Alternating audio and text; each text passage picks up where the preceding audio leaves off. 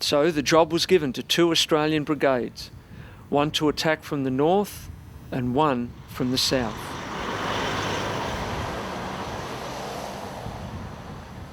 I've got very little good to say about progress and freeways being built through battlefields.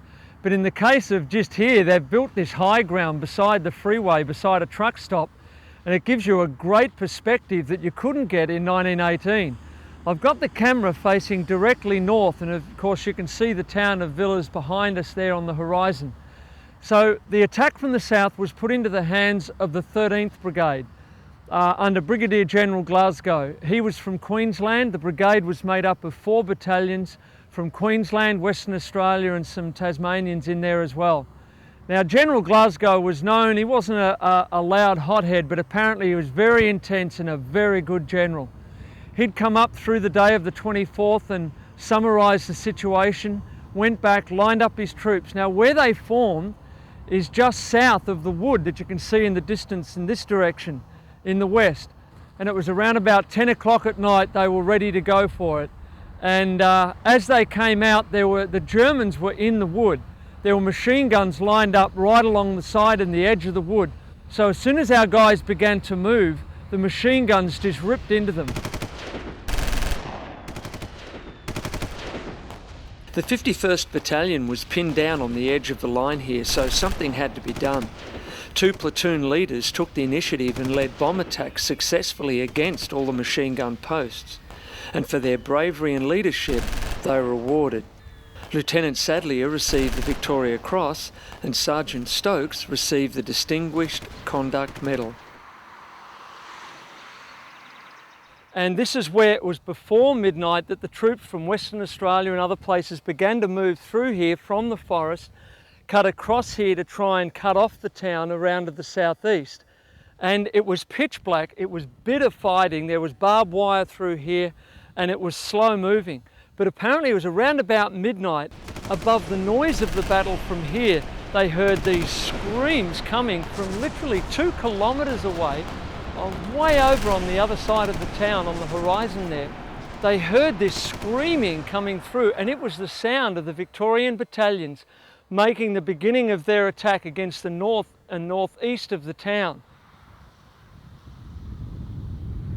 The 13th Brigade pushed forward into withering machine gun fire across this very ground, and although they didn't quite reach the intended objective, they did succeed in dislodging the Germans from the south of the town. When you stand on the northern end of town looking east, on the horizon you can see just what the fighting was all about. While the taller building is modern, the great cathedral is just as visible now as it was in 1918. Now the Germans were on this ridge and they were determined to take Amiens, but 3 battalions of Anzacs from Victoria were even more determined to stop them. The all-important job of taking the north of the town was in the hands of the 15th Brigade. Now, unlike the 13th Brigade, who were made up of all different states, the 15th Brigade were all from Victoria, and their leader was well known. His name was Brigadier General H.E. Elliott, or as he was called, Pompey Elliott. He was a very strong character, very much an individual, loved his troops loved him, but that strength made him quite a difficult character. Now they were in reserve down on the Somme River down this way at the time when the town fell, and he immediately drew his plans to capture the north up through this valley behind me. But it needed more than 1 brigade and 1 man's plans. They had to coordinate all through the following day to make sure the 13th Brigade, the British that were involved, everyone knew what was going on. This was new ground. They had not fought over this ground before, and they were going to attempt it in the dark of night. And it wasn't until midnight that finally a lot of confusion was sorted out, and the 15th Brigade gathered down in the valley here. It was after midnight, it was Anzac Day, and in the pitch black there was a mad bayonet charge that swept between here and where the Australian Memorial is, right off in this direction. Up the valley, they took no prisoners. The official history uses words like ferocious and bloodthirsty.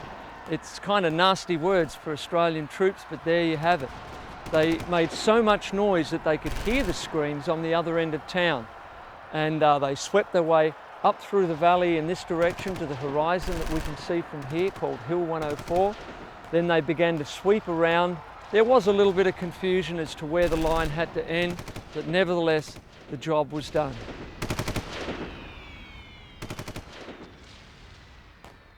You could say that what happened here through the night is straight out of the military strategy handbook of the day. When a town had been captured, you don't just come back to one end of the town and work your way through it to clear it out. You have to surround it. And so that's exactly what happened here. The 13th Brigade came around the south. The 15th Brigade were coming around the north through the night. And of course, by morning, their fingers were meant to meet, which meant the town was captured. And then the British and some Australians would go through and clear the town out. But that's not exactly what happened. By the time daybreak came, there was confusion as to where the two hands had joined, and the fingers weren't really touching. Right at this place where we are now, along the railway line, numbers of Germans were actually able to escape through the gap in the fingers. But through the day, they finally joined up, and all the Germans were captured. Their machinery, supplies, artillery were all captured for about 3 kilometres from here, right through to the wood. And that meant this small but extremely significant town was back in Allied hands.